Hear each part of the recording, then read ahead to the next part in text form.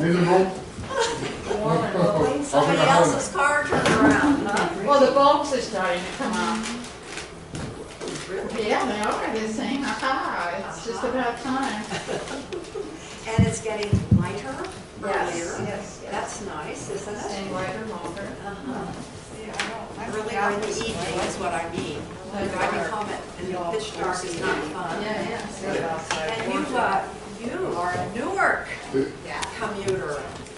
Yes, and as you know, my husband goes there as a psychologist in a nursing home, 3 nursing homes, and he knows that commute. And we were thinking about you yesterday. I had a later shift yesterday, so. Yeah, and then I chose not to take the trip. Well, good news to you. We are here to celebrate. Now, the combination this year, for many, is the celebration, ironically, of, do you know what Ash Wednesday is? Yeah, it's like, it's pre-celebration of like, before he has like the, before he put him on the cross. Yeah, Easter. It's calling us to be aware of others. Isaiah says what? Don't just fast, care for the poor. So, what happens on Ash Wednesday at the same time? What else is happening? Valentine's Day. Isn't that a great combo? Huh? So, as we're thinking of others, we're coming out of celebrating love. What did St. Valentine do? He packed out, he just got all these notes together and passed them around to prisoners. I didn't know that. Yeah, isn't that great? So, we are with 2 people who reflect not only amazing care for other people, but a beautiful love for each other. And their story is truly amazing grace. And what I love about it is it's so wonderfully, I think I could use the word enshrined in chocolate, that to be able to discover the delicacy of something that is so amazing. And we hear that story from Melissa and Todd Camp. Now, I'm not going to begin to put all together the ingredients, if I can use the pun, of how you met one another. That is a love story that should be in a book. And so let's combine how you tell us your pursuing of science, Melissa, and as you were moving in science, you were also an artist. And being told by an art professor, was it, or teacher, no, you're not going to be an artist. You say, oh yeah, I'm not going to let go of that one. But you went on to be a ranger for Rec and Parks. The Metro Parks. The Metro Parks. And that's how, guess what? She met Todd. That's why I don't dare to. Tiny piece of it. A tiny piece. Well, do begin to tell us the whole story. Okay. All right. All right. Well, happy afternoon, everybody, and We're super happy to be here. super happy. Yeah. So I guess to start with our story, goes way back. I guess almost, well, a little over 18 years ago. I think where it first started. To go where you were going with science and art, I chose science, and way back, going into college. And so I went on that route, pre-vet, and then as more into the education environmental science. So when I got out of college, I started with the Columbus Metro Parks, and I was a naturalist and I was a ranger, and worked my way up to my favorite park. It was the park that everybody was afraid of, and it was dark and overgrown. It was called Three Creeks, and it is now just such a beautiful park. But I wanted to be there because I got to do all the biotic surveys and do all the first stuff. I got to start all the education classes and everything. And along that time, I had gone between being a ranger and being a naturalist, because really I was a ranger that they allowed me to do my naturalist stuff because they hadn't hired that position there yet. So it was a joint venture between Columbus Recreation and Parks Department and the Columbus Metro Parks. First time they had done that. So we had Smith Farms, where Todd was working as the art director of the camp there, and then I was a ranger. So I would get on my shift at about 3 o'clock. And by the time I made it all the way across the park to Smith Farms, it was about 3:30-ish, and he had left already for the day. But I used to find all of this equipment laying out, not locked up or put away. So I would write up this man who I found out was Mr. Todd Camp. And it's funny because we even went after, long down the road after I went back and I saw those files. It said, yes, I wrote him up all the time. Never met him, but I wrote him up all the time, saying, he needs to be more responsible about these equipment that he's got, he's leaving out. So I would put it away. And Nothing's changed. 17 years later. So then we both left those jobs, never having met, and landed at the YMCA. I was an outdoor education director. He was the cultural arts director. And I'll let you start on that part. One day, the phone rang. I was in a meeting, and the phone rang at my desk, and I just happened to jump up and grab it, got out of the meeting to go answer my phone, and it was Melissa, and she was asking me if I would do... I was trying to find out where to take teens on I needed a summer camp experience for the teenagers. So she called me to find out, and I hung up the phone after we got done talking. I went back to my meeting, and I said, I just talked to my future wife. We still hadn't met, but... Still hadn't met. You know she was single. Well, I wasn't. Didn't matter. That was the other part. I wasn't. But I was on my way out of that situation. And that was in October. And by February, we had finally met maybe once or twice, just chit-chat. And then we went to a training up at Mad River Mountain, and went tubing, had so much fun. So I go home after that, and I say to my mom, wow, I think I just met somebody that I would marry him, like, someday. And so that went on, yes. That went on, and then I'll let you. So then at the YMCA, there was a day when a large group of us, and I'm going to stick to the story, it was a large group of people that decided to go camping. We were going to go to West Virginia camping. Well, it came down to the very end for everybody loading up, and it was just another couple and Melissa and myself. The rest of the group bailed, and it was just us to go camping. So the time was late, and we didn't end up going to West Virginia, but we ended up going to Hocking Hills, and had a great time there. Just listened to music and all the way back and all that, and then I dropped her off at her car, and I thought, well, that's gonna kind of be the end of that, maybe. No. So that was about 2 weeks later. We were like seriously dating then. So, and I was done with what I had been in. But the crazy part, and this will go then into kind of how we live our lives. No, it is how we live our lives. We're kind of reckless abandon, listening to the universe helped guide us. But in the end, as we get to know each other, we find out we're from the same hometown. We had never met. Ashland, Ohio. Ashland, Ohio. Population 15 or something. Yes. Had never met. So we're a couple years apart in age. So, okay, we don't, but his aunt dated my brother. His aunt worked for my dad, his cousins lived in my neighborhood and babysat me when I was younger.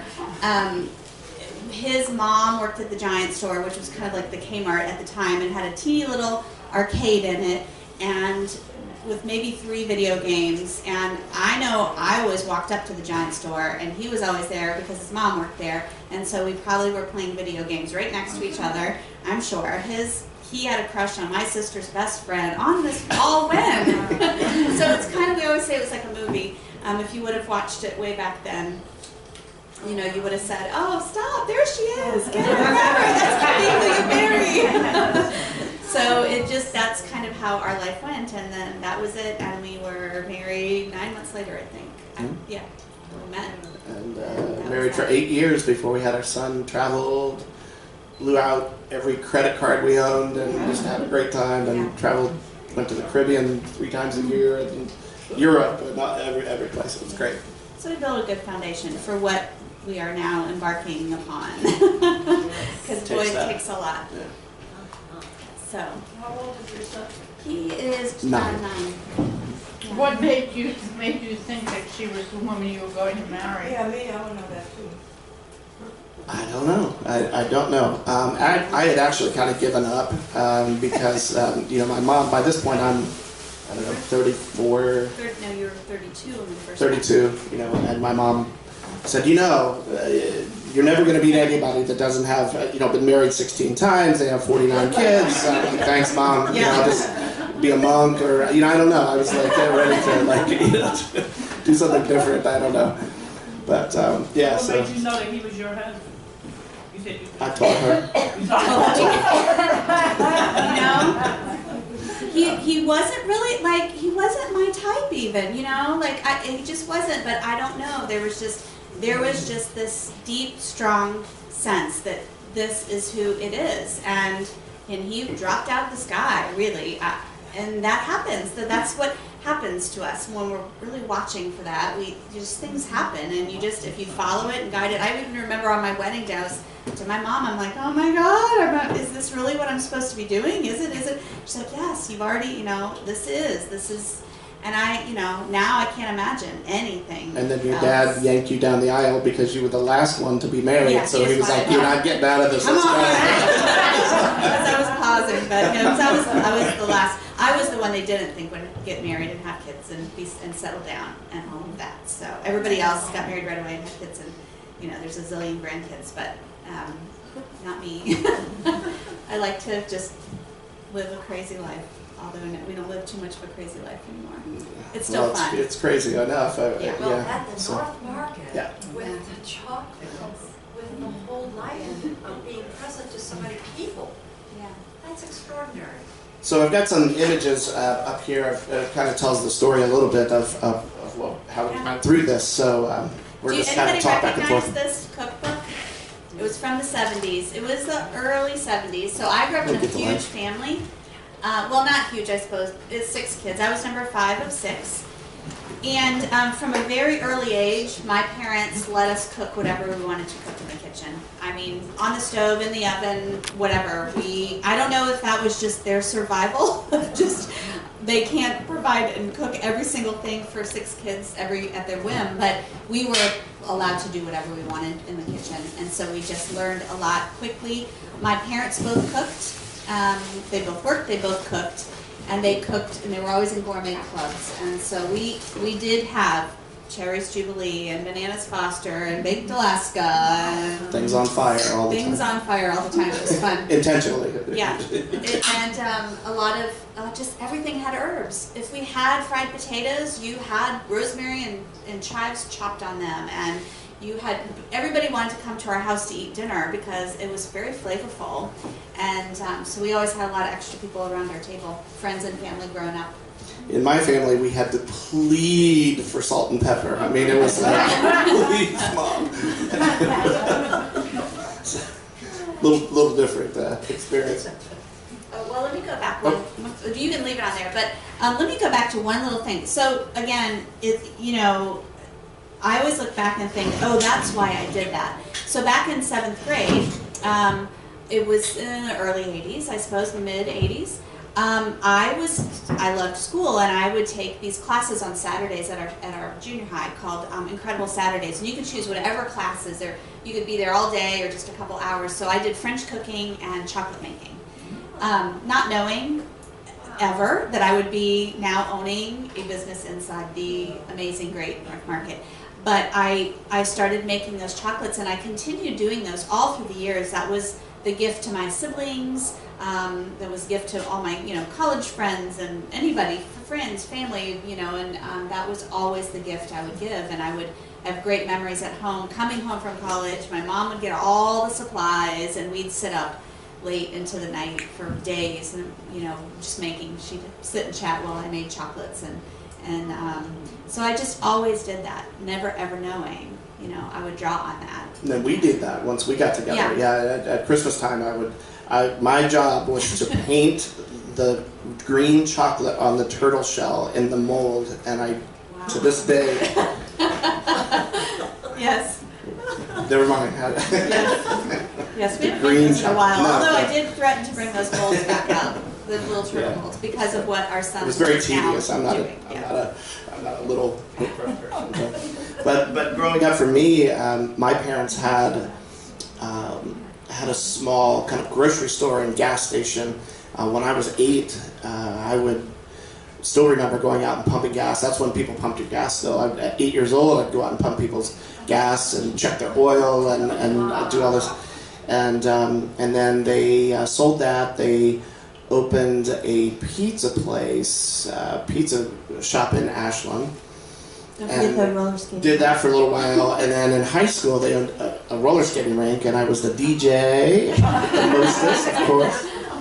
That was a lot of fun, and parachute pants and the whole thing. And then they sold that, and they opened another pizza place where they were there for 25 years. Actually, the first pizza place is where I got my very first speeding ticket for delivering when I was 16, and so I kind of grew up in that whole business kind of thing as well. And even prior to all that, they had a little table at a flea market, and I remember just kind of living under the table for 3 of my early years, I suppose. I don't know, but so all that stuff kind of rubbed off too. All that business kind of acumen just kind of rubbed off. But we wouldn't have. You just don't think about it when you're doing it. That it's going to be what your future is someday. Because I always thought I was going to be a veterinarian. Everything I did, every part of me thought that was what it was going to be. I always had this art thing that sat there. So through high school, I always did AP Art and AP Science, and in the end, my art teacher said, "You'll never do art because you're too much of a perfectionist. You won't make it." So I chose science, and I love it. I still love it. I have so much chemistry in my background, it's unbelievable, but I'm using it. So when my dad says to me, "You're not using your degree," I am. I'm using everything I've ever held on to along the way, grabbed and held on to. I ended up in more of an education role. I decided at one point to not pursue the veterinary medicine and look at education. I needed to tell people about all the stuff happening in our environment and everything like that. So I chose that line of work. Well, let's get them some chocolate while we're talking. Is that okay? Oh, Okay. So you want to start with? Yeah. So when we went, so I will fast forward now. Our son is 6. When our son was born, I lasted about 6 months at my job then. I was at that point then running a small organic farm and environmental center for the Dominican Sisters. And I just couldn't write a grant anymore. I wanted to be home with him. So this flavor you're having now is our Moroccan, by the way, and it's our most popular. It's our most popular flavor. So. Can I have a question? Yeah. Are they gluten-free? Yes. Yay. Yes. Gluten-free. There is cream in that though, so they're not vegan. But so I decided when he went to kindergarten that I wanted to get back into doing something while he was at school. So we launched Go Cat Bakery, because also one of my passions is cats, and I wanted to, I was running at that time doing a lot of spay-neuter clinics, running those, coordinating those, not doing the operations, but running those. So I wanted to raise money to continue to spay neuter feral cats and also bring in some income for our family. So we launched Go Cat Bakery and Chocolates at Granville Farmers Market. And it was one of those things, what can I do? What's in my background that I can pull and go do a little business that allows me to be flexible? So we were just going, I'd bake all day on Friday. Herbs, day. yeah, all day, All day. from early in the morning. So it became like kind of like when he'd come home from work, it's like, get out of my kitchen. Don't walk in here, don't. So for 4 years we did that. Every Friday I would bake, and all these really moist pound cakes with herbs and spices and stuff in them. And along about year 3 into that, I decided that I would go back to some confections. So I think where Todd was working prior, they had asked me to make some fudge, and I did, and they loved it. And so then I started making, white chocolate with, what about some lavender in it? So I did that, and it worked. And then that Moroccan, that was just a spice blend I came up with. And I put it into dark chocolate, and it worked. So I was like, I'm onto something. This is so exciting. And then I went to the Jamaican curry. I put Jamaican curry, which is this jar right over here, into white chocolate, and it worked. Then I did a few openings here and brought some of these, and I brought some of the truffles that are infused with herbs, and it worked, and people were excited. And so I decided, maybe we need to really focus on these confections, and I need to bring that back into my life from, just doing it as a hobby. And we decided, that's the cake. That's the lemon verbena cake. That's a very, very popular cake. The market would open at 8:30 on Saturday mornings, and people would line up for this cake. I mean, and once it was gone, it was gone. And people call it crack. They're like, "Where's the crack?" I mean, seriously, they're like, where is it? We have several things like that. they'd get mad if it was gone. But that cake is my Grammy's cake. A lot of what I do, I pull from. I'm very nostalgic, and I pull that from just that was our 4th of July cake. But then I added the verbena to it because I just had to have our little spin on it. So. So your grandmother's cake? That's my grandmother's cake. I tweaked it. She was hopefully okay with that up in heaven. But yeah, that was our family cake. So all the ingredients were just fresh, fresh vegetables, fresh herbs, from and our farm. from our the farm that we had. This is I had a lady that started asking me to bake pies. So I baked pies, several pies for her husband every week. So different pies. That squash is a butternut squash cake with apple cider sage glaze, for example. I'm ready for the Yeah. And then, a lot of that was an apple pie with cardamom. These are our girls. And one, I think Henry's in there Henry's too. So then, that's our little farm. So they would get all the benefits of our veggie scraps. all the scraps. Yeah, we'd feed the chickens after they. And then we would use the eggs. So the eggs would go into the fresh eggs would go into all the. This is your farm now? Yeah, Yes. that's our farm. Yeah. We So moved from Millersport, just having a whole lot of fun on the lake, to this little mini farm. And at one point we thought we were going to have a winery. That was one of our goals. And then when I was pregnant, I realized I couldn't bend anymore. And there was lots of plants to go in. And that moment kind of shifted our focus. And we started to really look at just vegetables. At that time, a lot of Italian vegetables. We were inspired by our trips to Italy, and herbs, because I've always grown herbs. That comes from childhood. But So on. May I ask you a Yeah. question? Yeah. The lemon verbena, I didn't know that verbena was something that you could eat. I always thought it was something that you would smell, but yeah, how Yeah, did you oh, know yeah. that it was edible? just Maybe it's not. I don't know. No, I Maybe just. that's why they liked it so much. I don't know. Just reading, Catnip or a lot of reading and seeing what, I've learned over time, there's so many things you can infuse, like lilacs. You can use lilacs in food. We have a great picture The of. berries. So these berries grow wild on our hills. So on Friday night, after dark, I would be up there picking these berries so she could put them into the scones in the morning at 4:30 or 5 in the morning. for the market. Are they blackberries? Those were blackberries. Raspberries. Blackberries. Yeah, We do yeah. have black raspberries as well. And we don't, we just let everything grow. And we go up the hill and. This is honeysuckle that just Yeah, grows crazy. So for example, in researching different things, I would walk up that hill. We live in kind of a valley, and so our whole property is hilly. And I would walk up that hill every day with our son, as he's growing, and it smelled so good. And I thought, certainly I can bake something that's gonna taste as good as this smell is. So I researched, yes, you can use honeysuckle. Because have you ever done the little thing where you suck the little tip off of it? So my son, we would always do that. Or our son, I'm sorry. And so, never mind.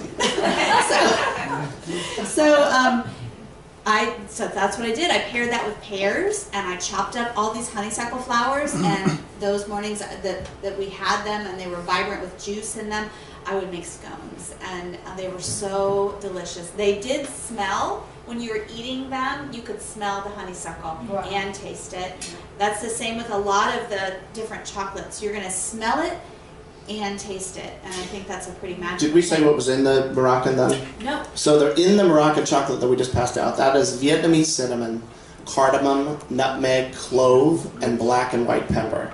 So at the very end, you kind of get this little bit of tingle in the back of the throat. That's this flavor. Well, we have that. These are the bar chocolates that we have down there. But we also have that flavoring in a drinking chocolate. So it's a thick powder that you mix into a mug of, just go straight to heavy cream, forget the milk. Yeah. And you whisk that in there, and it's just this amazing, like, Mexican hot chocolate, that flavoring. We also have that in a chai flavoring and the lavender.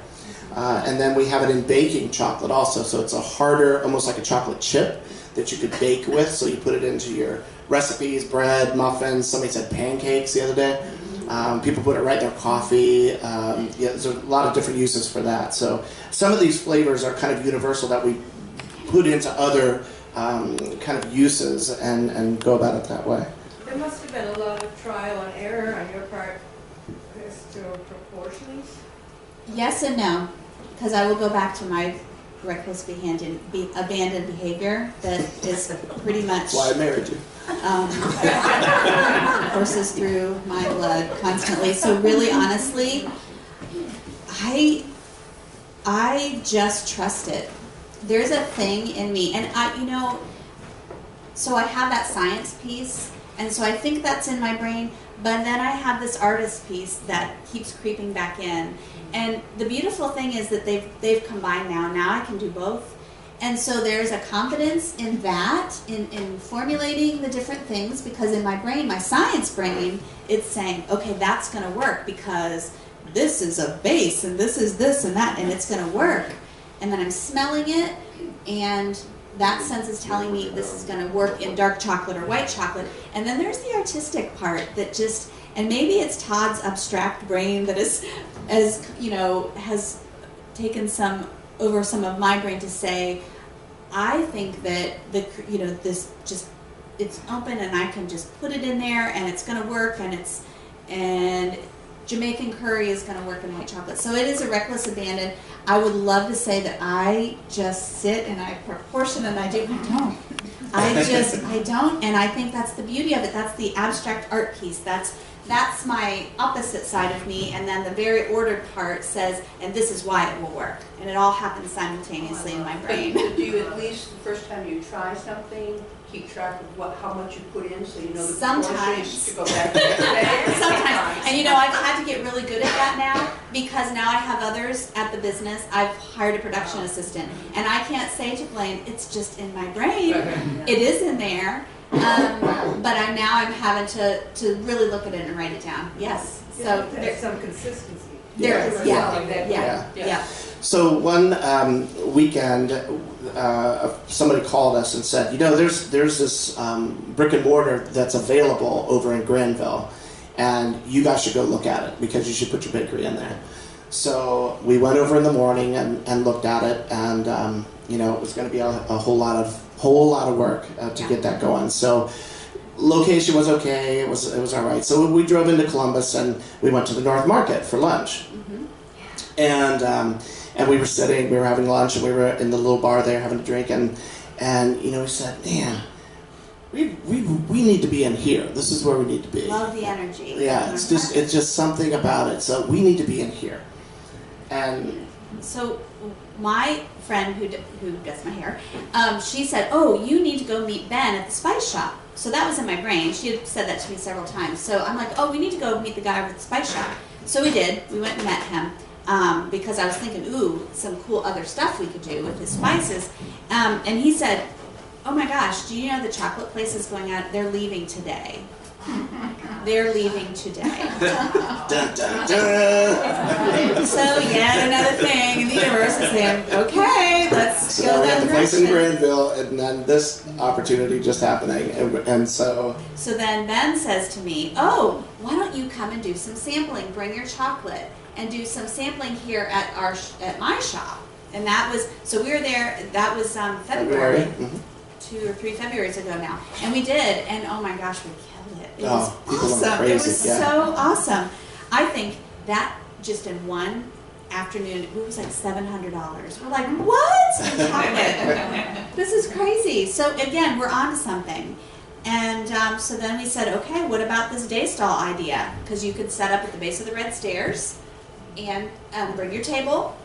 And so we went upstairs. I asked if we could have an application, and they gave it to us. And so there we launched. So we started as many times as I could get there. I would set up and bring these bars. That's strictly what we had at the time. And I just had all the bars sitting out and samples, and they began to fly off the shelf. all right. So let's do white next. We Yeah. did the dark. Let's do some whites. So on this tray we have the lavender, Jamaican curry, and French tarragon. So again, these are all French tarragon has the fresh tarragon chopped up and right into it. Lemon zest. Same with the lavender. You can see the flowers right on it. So it's not an extract. It's not an oil. It is the real deal. You get the real flavor for that. We'll start back here this That's time. a great tie-in with the spice guy. Yes. People that like different spices would certainly like Yeah. chocolate. And it's almost an addiction. I go over and he's got all these little jars with spices, and you go smell them, and it really became, like, I just intuitively would say, okay, that goes, and that's going to be white chocolate. This is going to be, I have a barbecue one that I do. It's barbecue. There's mustard and all kinds of crazy barbecue things in there, and it's in there. Our Pelchuma is one that we came up with. It is roasted garlic, or smoked paprika, roasted garlic, and 4 different kind of chilies. Who knew? But you know what? It's dynamite. So we had one weekend that was, we called it Herbs de Provence. Herbs de Provence. You know what that is? It's got lavender and... Because nobody knew. Nobody knew what it was. Didn't touch it. Well, Didn't, we thought it would sound fancy. It's herbs de Herbs de Provence, so you would Provence, think that yeah. you would want to have that. People didn't touch it. Would not touch it. So we were thinking, okay, let's change the name. Let's just change the name and see what happens. So we called it French Kiss. Great. It flew the same day, flew off the shelf. So guess what we're having next on Valentine's Day? I'm making French kiss because people love it. And then there's all these little jokes because then the kids come up and they say, "Oh, what's that?" And then the adults have a chuckle about that. So marketing is a big piece of this too. So. You know, I got a lot of lavender in my flower garden, and basically you can eat it, right? Yes. It's not going to do anything to you, right? Right. What kind of I got a lot of flowers. What flowers can you eat, and which one's poisonous? Well, I can tell you what ones I know you can eat. You can have violets, nasturtiums, some lilies, and there is also hibiscus is another one that's a lot. That's a more ornamental. You can even have that one in your house and eat that one. Obviously, honeysuckle. You can lilacs and there's a whole lot of them. All the flowers that are on the herb plants, you can eat those. So and back to the marketing then.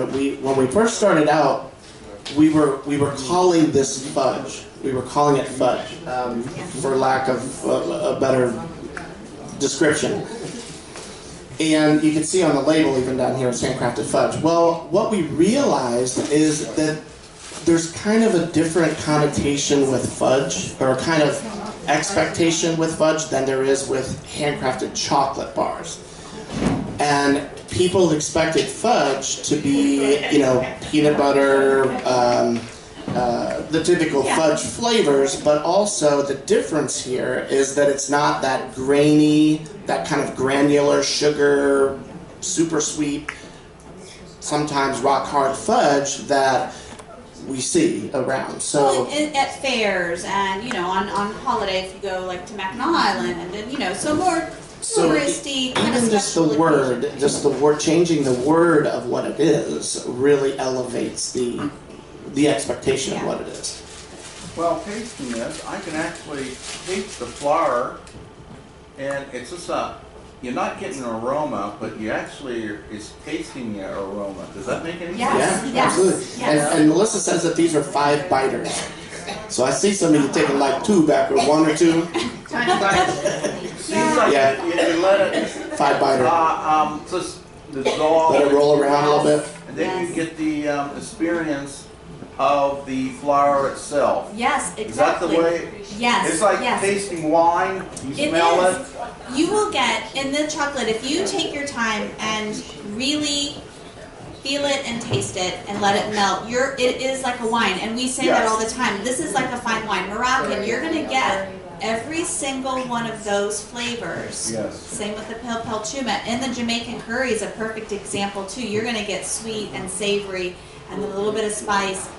But if you just let it, you know. You know, a lot of people, they drink the wine. Yep. And they don't let the aroma, and then you drink it, and then you get the, you know, the whole. But the beauty of this is you can pair these chocolates with wine, and we're actually doing that with Ohio Wine Association coming up. American Wine Association. We're doing a pairing with them in Worthington.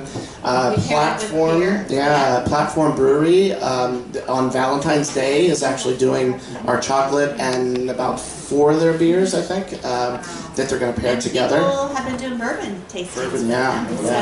yeah. So, yeah. Have you ever experimented with sugar-free fudge like stevia as an alternative for people with diabetes? I haven't yet.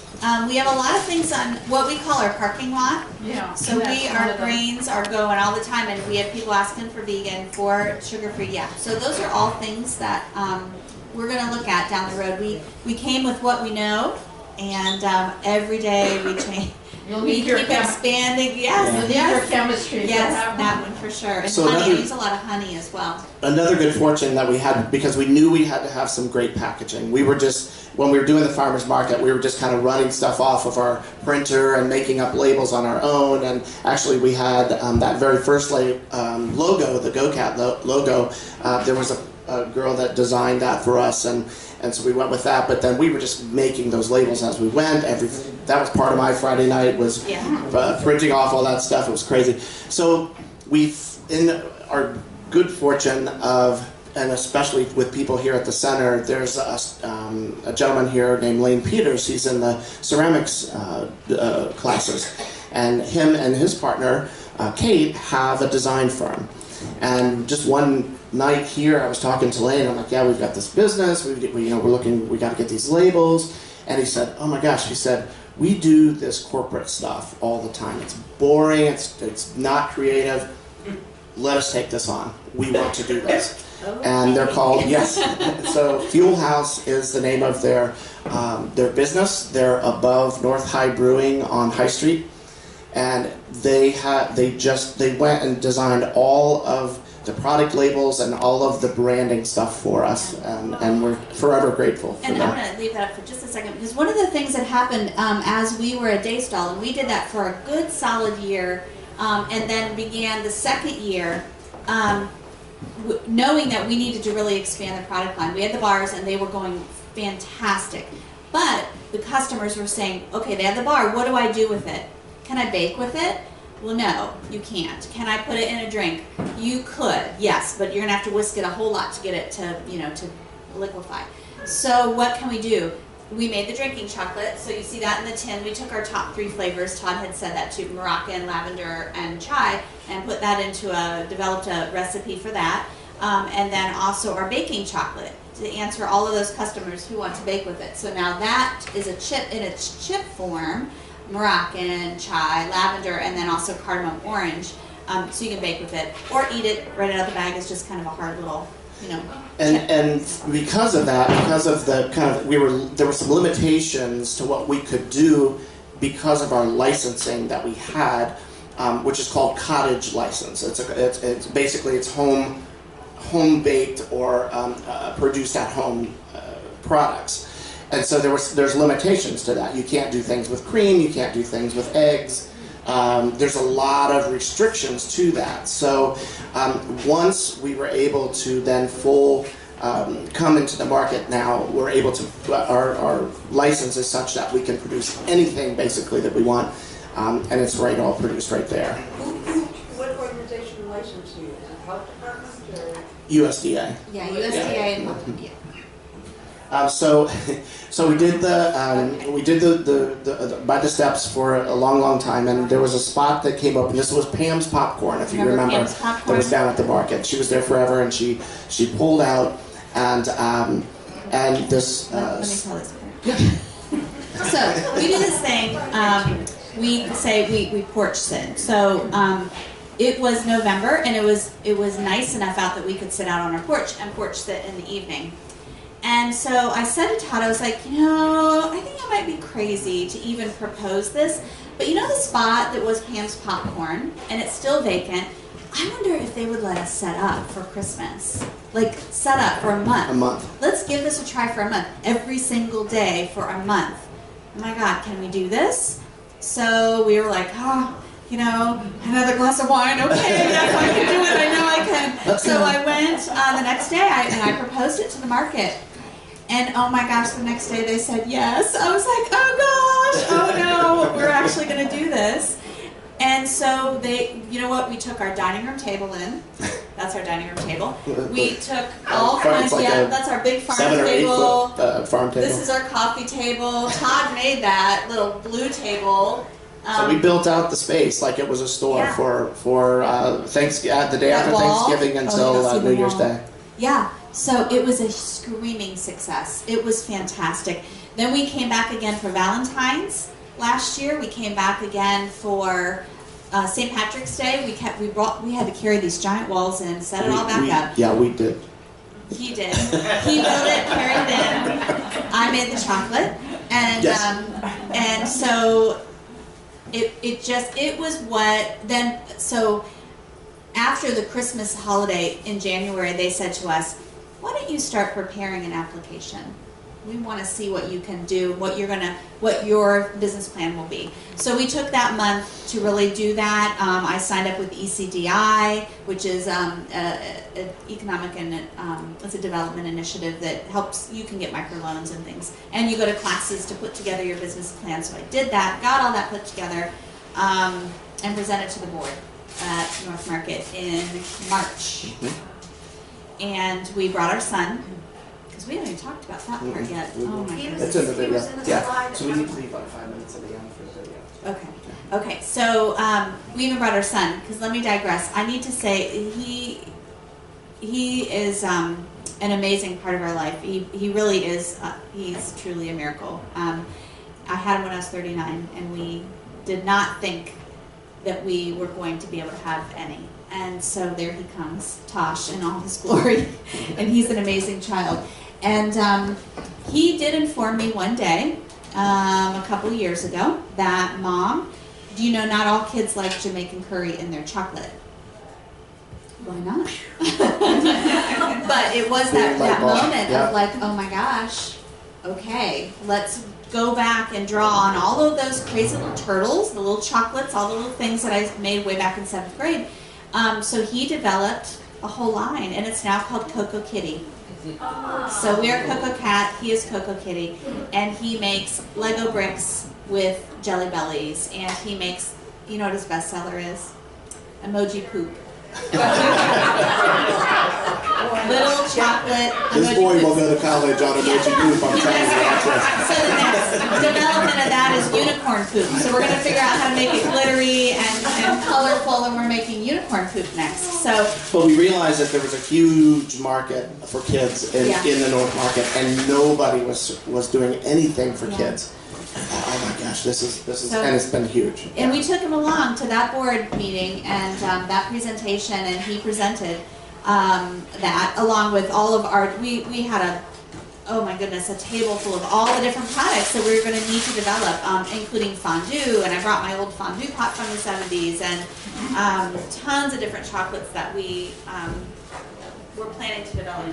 So then we had to come up with this, what is this space going to look like? Okay, so again, Fuel House took the lead on this, and they designed this just beautiful space, and it looks like this. The graphic that's down at the bottom, again, another fortune of the center. Larry Woods, who is in ceramics also, owns a printing design firm as well, and he printed the graphic that's down here at the very bottom. So two things that happened from the center here that we didn't have to search far for. Oh, and then there's the strawberries. So Valentine's Day is coming. Hint, hint, hint, hint, hint. Yes. We have these amazing strawberries that. So again, I can't seem to do anything that's just run of the mill. I can't. I'm just not able to do it. I try. So strawberries. The other thing, I'll go back up for just a second. People wanted Buckeyes. So that was during that holiday time. People want Buckeyes. Even one of my temporary staff, she's like, oh my gosh, Melissa, would you please just give them Buckeyes? Okay, what about cat eyes? And I make this peanut butter, and it's really, really soft, and it's not going to hold up to your traditional Buckeye dipping. So we make cat eyes, and they're rubbed twice with chocolate, and they're topped with different kind of salts, smoky salts, and fleur-de-sals, and all kinds of different things. So the strawberries, okay, it's Valentine's, and I know I must make strawberries, but what can I do different? So there's coconut on there that I toast, and then I put the Jamaican curry powder right on the hot coconut, so it soaks in. That goes on white chocolate, and then there's chopped up pistachio with fresh rosemary, hibiscus and candied orange, cracked black pepper. So pairing the fruit and the herb together and developing these different funny, quirky, crazy. So then we started these called Fluffernutters. These, if anybody knows Fluffernutter. So it's marshmallow. These are handmade marshmallows in between a sandwich of our handmade peanut butter that she does, and then another marshmallow dipped in chocolate and some peanuts on top. And we just did this as a whim on a weekend, and they just blew out. So now they're going to be and it's really fun. I didn't think about packaging them. They were huge. Oh yeah, they were like this tall. Oh, yeah. So and somebody got one. I'm like, what are we going to put this thing in? Because it's like, do you want to eat it now? But it's fun. That's what happened. Those were some of there was some cat eyes that didn't quite have enough chocolate. And so I thought, I'm just going to smash them up, and I'm going to put them in as this middle. And why not marshmallows? That was kind of another thing. Let's make marshmallows today. So it's really fun. It's just every day is different. And I told Todd the other day, I said, oh my gosh, I think I really understand. I give him a hard time about all the different periods he goes through in his painting, because I get hooked on a certain kind of style. And he changes things up all the time, and I'm like, but I really like that style. But you know what? I'm doing the same thing with these chocolates. So I'm into the slurry thing now, where I'm chopping up our candied fruit and adding some bourbon and some Amarena cherry juice and making an old-fashioned or a pear and cardamom cognac, something or other. So I'm like, I think I'm in the slurry part of my art. When do you sleep? Oh, well, we do some. We do. In the first year of a business, not much. That's what we were doing. We're there weekends. We're there most of the time. Do you want to talk about what was on that tray while I get this together? So I just want to throw out a shout out for tonight on Broad and High at 8 p.m. Yes. Is going to be, they came down and filmed down at the North Market, and I'm going to show that here in just a minute. You all get a sneak peek because it is not for public consumption yet, I guess. I don't know. But And then 11:30, I believe, a.m. on Sunday, if you miss it tonight. Or you can find on YouTube. YouTube, yeah. So those 3 flavors. So I want to talk about the one that was in the middle with the what is a Madagascar vanilla sugar on top. Again, I'm nostalgic, and some of the when I go over to Ben's, the spice shop, and I smell those jars of spices, I found one. It was Urfa peppers, and I smelled it, and it's this one right here. It absolutely reminded me of my poppy's smoking pipe, and I was like, oh my gosh, my grandfather's, my poppy, his smoking pipe. Oh. The crying and so I call it pipe dream, but it is, and then we have this other one. Here's another kind of just crazy, reckless abandon. I love this. This is called Frolic in the Forest. And it's got spruce tips, so pine needles, spice bush berries, sumac berries, cinnamon, and cardamom. Yes, sumac berries, which are not, it's not the sumac that you get and makes you itchy. This is a totally different kind. But, so it's so fun, you would never think that this would go into chocolate. But when I was a naturalist at the parks and I would take kids on nature walks, always I would take them past a spice bush and have them smell the leaves. And they would say, oh my gosh, it smells like Fruit Loops. And it does. And you get that Fruit Loop taste and kind of some fruit, but then you get this pine. And it's just such a cool flavor. This is a real limited edition that we do. And I'm saving this last little bit, otherwise I would have brought you this. But I'm saving this for our beer pairing with Platform, because I'm going to do some of our candied oranges is being paired with an IPA, which has that pine taste. So I'm going to sprinkle that on top of my candied oranges that I dip in dark chocolate. And then what was the third one?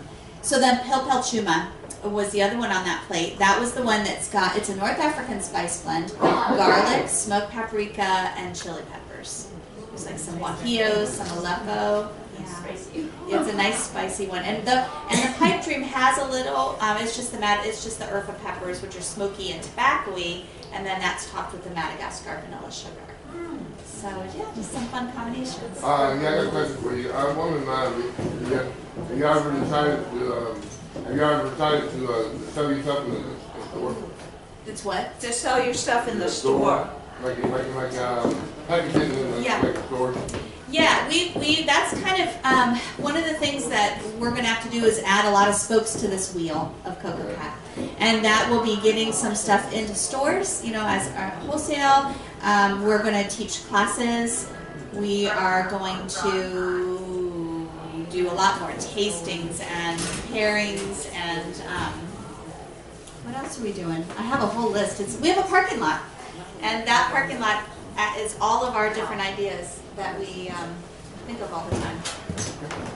All right, we have just a couple of minutes, so I want to pop this in here so we can, this is what's going to be on tonight. I want to say, if anybody wants to have an amazing party, we have had Coco Puppets at our party, and they have a great time at our party, but as they say good night and thank you, now where did you get those chocolates? Oh, it's just wonderful. Melissa? Yes. Sorry, as you do your tasting things, how about doing a presentation about how to eat chocolate? That's a great idea. Like wine, you savor it. I found if I ate little tiny bits and tried to keep it in my mouth as long as possible, I got the full flavor. I mix it with my saliva. Yes. And breathe in the fuse, and I got the full flavor. So you could do that when you're doing wine pairings. Yeah. And it's simple. Like a chocolate sommelier. Yeah, it does. Right. Then set up a new designation. You know, have one of those things that you hang around, a chocolate sommelier. That's a great idea. What's the female version? Sommelier? Hey.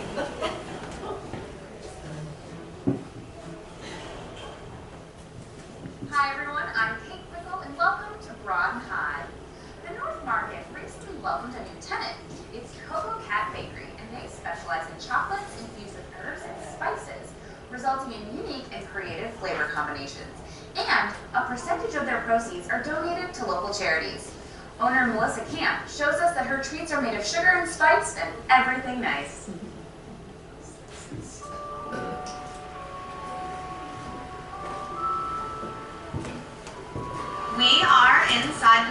it. We've been here for a little over 2.5 months. Coco Cat was born out of the idea that we would be raising money to help spay neuter cats in and around our community. I love to put really crazy spices and herbs into chocolate, things that you would never ever think go with chocolate. Now these are not your normal ordinary strawberries because they're dipped in white chocolate and dark chocolate, but then they're topped with things like toasted coconut with Jamaican curry. We have fresh rosemary and pistachio on top of dark chocolate, and hibiscus and candied orange chopped up and put onto a dark chocolate strawberry.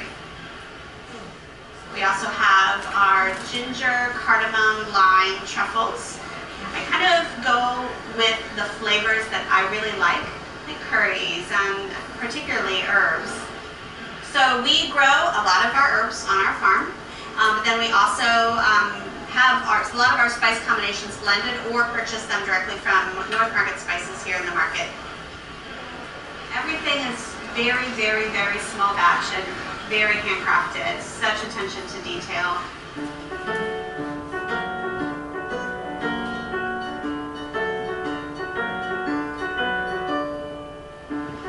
All the way to our Coco Kitty items, like Lego bricks with jelly bellies in them and little emoji poops. These are the emoji poops, the biggest seller. They are made of solid chocolate.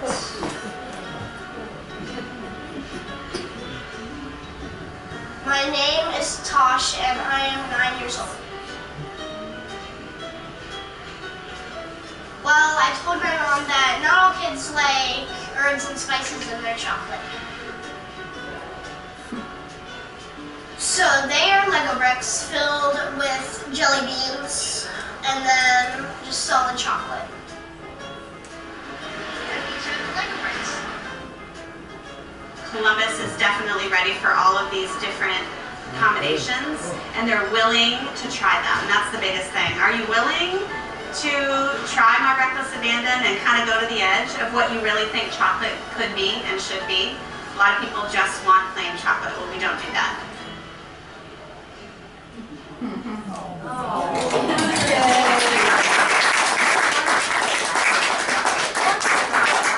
CocoCatBakery.com. Michelle, you're going to put a hot link to this on your website or your Facebook page? Oh, yes, we will. Yeah. Good, good. We're allowed to do that after tomorrow. Right, right. After tonight. Excellent. Thank Can you. y'all do that with pictures? This is so Well, is that repeated on Sunday too? Yes. Yeah. What time? 11:30 a.m. And the bakery piece is coming. We're going to have to do a big fundraising campaign to get our vent and our oven. Then we'll start to bring in all of our different pound cakes. And one of the things our son likes is handmade graham crackers. They get dipped in chocolate, topped with things. We're going to combine those now with our marshmallows and make some really cool s'mores and all kind of stuff like that. So there's a lot coming. Lots more spokes to the Do you wheel. still have the Granville place? No, so we have people asking, are we coming back? But we just We have enough. yeah. Well, having visited you at the North Market, it just seems such the right place. Yes. It's just Yeah. wonderful. I wouldn't- Celebration. We talked about there's no way we would want to do a brick and mortar anyplace else because there's a million visitors that come to the North Market a year from the convention center, from the hotels. We have this chocolate has traveled internationally. We want to get a map and put the little pins on there where it's gone because we get people from every weekend that are from out of town, every state, every country, and it's amazing. So shipping is the next hurdle we're going to attempt and try to get that because somebody told us once you start shipping, be ready because it's going to. Yeah, you know, and I want to continue with that saying, having the chocolates at a party. You have different groups coming to a party.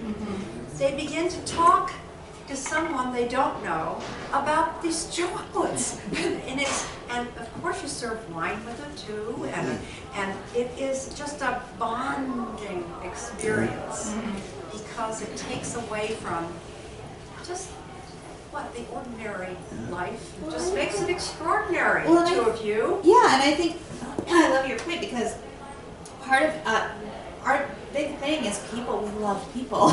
We love, forming relationships with people, and the chocolate has been such a conduit for that. And just so many things to talk about that are different and that are the same, or that reminds them of something. Those are my favorite moments when somebody says, "This reminds me of." Yes. I have a challenge for you. When we were in Scotland at Haggis Chocolate. Oh, That's funny. I just saw a little blurb last night a friend sent me from this chocolatier in Wales. Oh my goodness, he's amazing. He said he has a chocolate that is like an old book. An old book. So she's like, what, you have old book pages in here? No, it's all of these smells that smell like an old book. There's frankincense, and there's myrrh in there, and there's some patchouli, and he said combining all of it reminded me of an old book. So I was like, well, that's fascinating. Maybe I'll have an old book chocolate. The curiosity factor. Yeah. They would buy it just to see what And I told her, I said, we have probably the best job because everybody that leaves here is happy. There's nobody that goes away grumpy or complaining or, all this. It's chocolate, come on. So, Well, Melissa and I were sharing in the light of that she having known the Dominican sisters and working with them, one of the Dominican sisters just came on a website talking about Lent and saying it can't be about giving up stuff. It has to be about enjoying, like doing an act of kindness. Or when you eat something really good, you savor it rather than pig out. So in Lent, we savor. So we have chocolate in Lent. Yeah, don't give it up. Thank you. Thank you. Wonderful.